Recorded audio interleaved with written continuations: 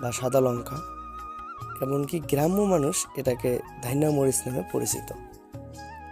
তো ভিউয়ার্স, এই মরিচটি এত পরিমাণে গাছে ধরে যা বলার মতো নয়। গাছের মরিচের সংখ্যা অনেক। এই গাছ থেকে দেখেন, এই গাছ থেকে মোটামুটি একদিন পর পর বা 2-1 দিন পর পর অনেক সংখ্যক মরিচ ওঠানো হয়।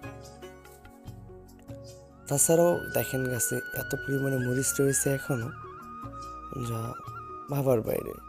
মরিচটাতে অনেক ঝাল এবং আকারে বেশ একটা বড় না, মিডিয়াম সাইজের হয় এবং এত পরিমাণে ধরে যা বলার মতো নয়।